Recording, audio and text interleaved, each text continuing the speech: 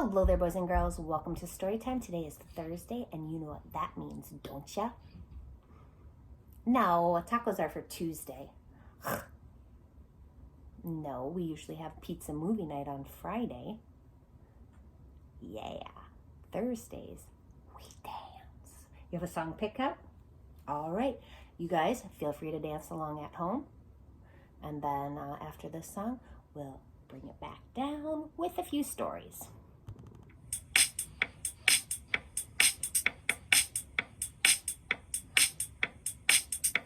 The first man's name was Kiki. He wore such little pants. His brother was the champion, but Kiki loved to dance.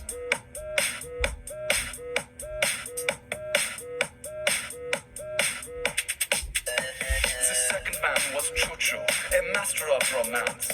He loved the damsel in distress, but not as much as dance.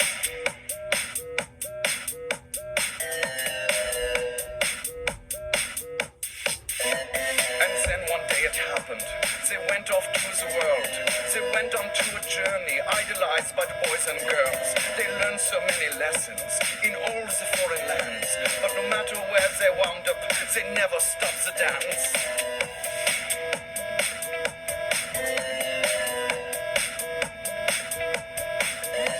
One day inside the station, in Amsterdam, perchance, the men were dancing side by the man with the crooked glance. They turned to face each other. It was just happenstance that these two men would meet that day and do that fateful dance. Wow, you can really dance. Wow, you can really dance. He went. They said we've both been dancing all this time. What a coincidence.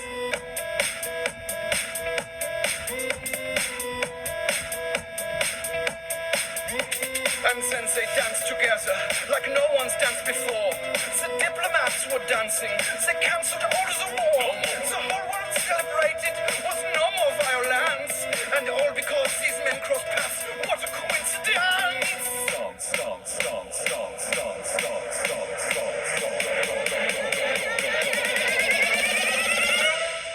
Let's dance.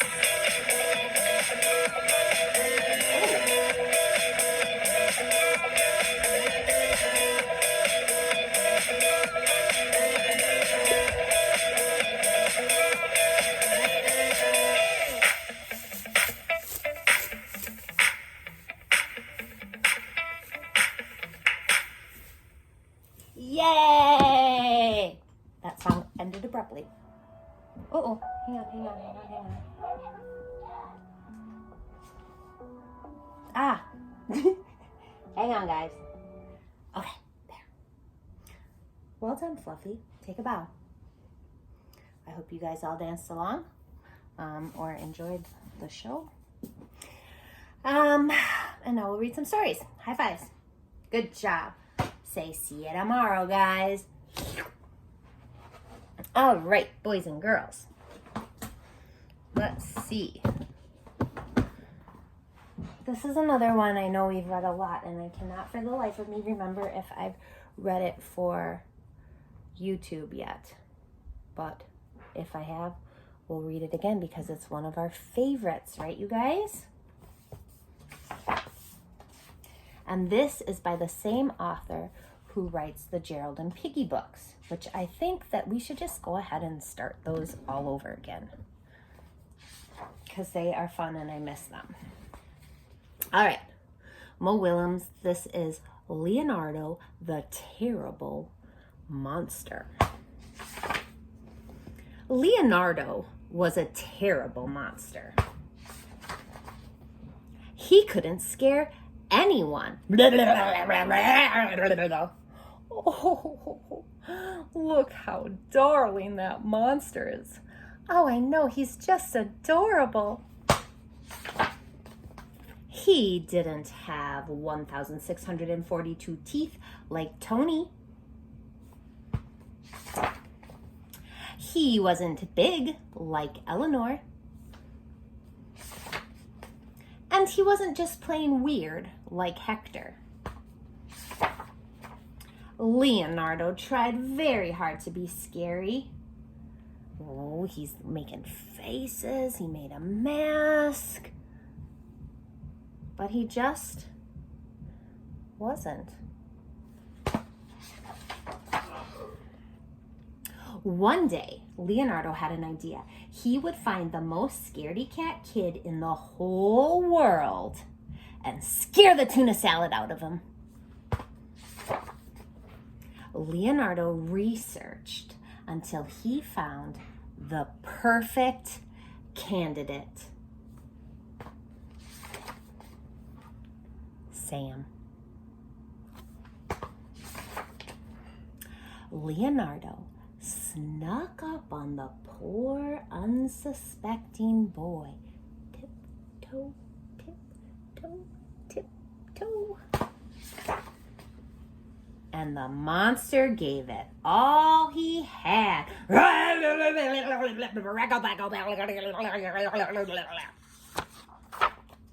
Until the little boy cried. Yes, cheered Leonardo. I did it. I finally scared the tuna salad out of someone.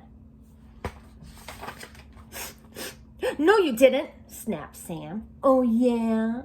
Then why are you crying? My mean big brother stole my action figure right out of my hands while I was still playing with it, and he broke it on purpose, and it was my favorite toy, and I tried to fix it, but I couldn't, and I got so mad I kicked the table, and I stubbed my toe on the same foot that I hurt last month when I accidentally slipped in the bathtub after I got soap in my eyes trying to wash out the bird poo that my brother's cockatoo pooped on my head, and I don't have any friends, and my tummy hurts.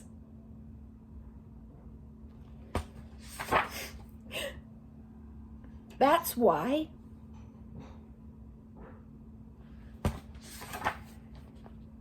Then Leonardo made a very big decision. It's okay. He decided that instead of being a terrible monster, he would become a wonderful friend.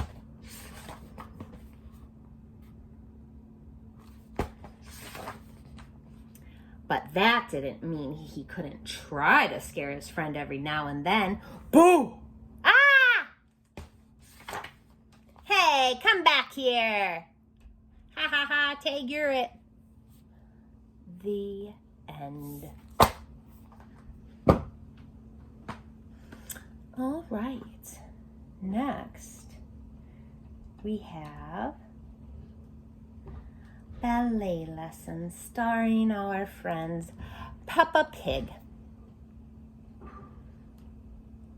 Mummy Pig is taking Peppa to her first ballet lesson. Madame Gazelle greets them at the door. You must be young Peppa, she says with a graceful bow. Hello, Madame, says Peppa. Mummy Pig kisses Peppa goodbye. I'll pick you up later. Enjoy yourself. Peppa's friends, Candy Cat, Susie Sheep, Donnie Dog, Rebecca Rabbit, and Pedro Pony are already inside. Madame Gazelle claps her hands. Today we have a new pupil, Peppa Pig.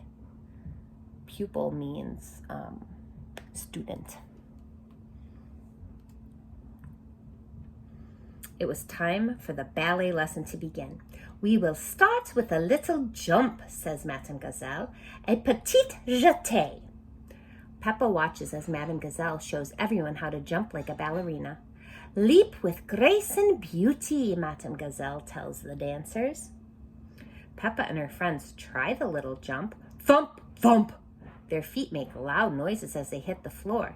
Let's try it again, says Madame Gazelle. Petit jeté, grace and beauty. Thump, thump, thump, thump, thump, thump, thump. Peppa and her friends jump some more. The students are not as graceful as Madame Gazelle, but everyone is having fun. Madame Gazelle turns on some music and claps her hands. Children, now let's pretend to dance like we are beautiful swans. What noise do you think a swan might make? Asked Madame Gazelle. Peppa and her friends don't know what noise a swan makes, so they all make their own noises. Meow, ba, wolf, neigh, hee. The dance lesson is finished. Mummy Pig comes to take Peppa home. Peppa did very well, Madame Gazelle says. Thank you, Madame. Peppa is very happy. At home, Peppa wants to show her family what she has learned. I am going to teach you how to do ballet, Peppa announces. Is it difficult? Asked Daddy Pig. You must copy exactly what I do, says Peppa. Madame Gazelle uses funny words, but it's just bending your knees and jumping, really. Peppa turns on some music and shows Mummy, Daddy, and George how to do a little jump. Daddy Pig smiles. Ah, the petite jeté. Daddy, you know the funny words. Ho, ho, ho. Mummy Pig and I used to be very good at ballet, says Daddy. Daddy Pig and Mummy Pig dance together. He lifts her up just like a ballerina. He tosses Mommy high into the air. Thump! Oh dear, Daddy doesn't catch Mummy in time. She lands on top of him. Ha ha ha, hee hee hee. That wasn't quite how I remember it, says Daddy. Hee hee hee. Silly Daddy Pig. Maybe we should leave the ballet to Peppa, Daddy Pig says. Yes, says Peppa, I am the best at it. I am like a beautiful swan. Peppa loves dancing. Everybody loves dancing. The end. And we've got one more called A Sick Day for Amos McGee.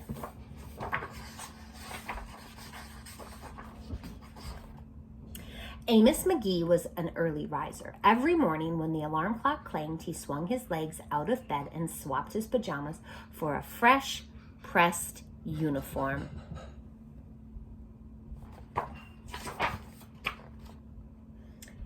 He would wind his watch and set a pot of water to boil, saying to the sugar bowl, a spoonful for my oatmeal, please, and 2 for my teacup. Belly full and ready for the workday, he'd amble out the door.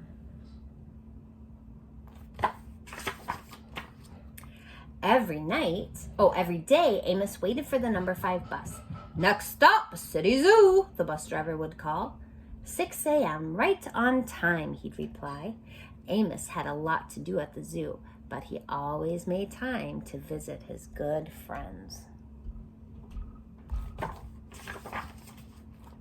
He would play chess with the elephant, who thought and thought before making a move.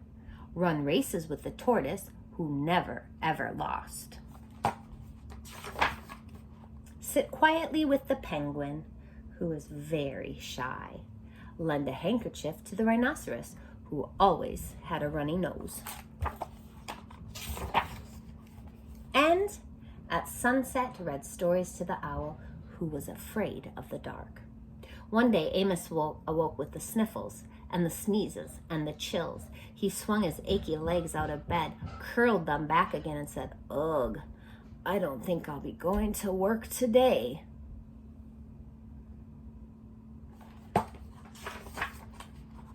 Meanwhile, at the zoo, the animals waited for their friend. The elephant arranged his pawns and polished his castles. The tortoise stretched his legs and limbered up. The penguin sat patiently all by himself. The rhinoceros worried that his allergies were worsening. The owl perched atop a tall stack of storybooks, scratching his head with concern. Where is Amos? The animals wondered. Later that day. There they are, leaving the zoo. Where are they going? They're waiting at the bus stop. They're on the bus. Hooray, my good friends are here. The elephant prepared a game of chess. Amos thought and thought before making a move. I'm too tired to run races today, said Amos to the tortoise. Let's play hide and seek instead. The tortoise hid inside his shell. Amos hid beneath the covers. Amos yawned. I could use a nap. The penguin sat quietly, keeping Amos's feet warm. Achoo! Amos awoke with a sneeze. The rhinoceros was ready with a handkerchief. I am beginning to feel much better, thank you, said Amos to his friends. He swung his legs out of bed. Perhaps we'll share a pot of tea.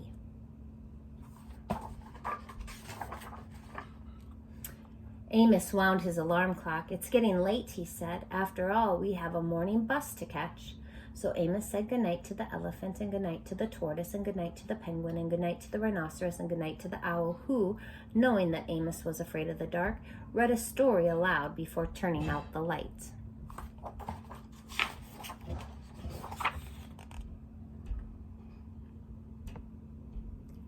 The end. All right, boys and girls, I will see you, tomorrow.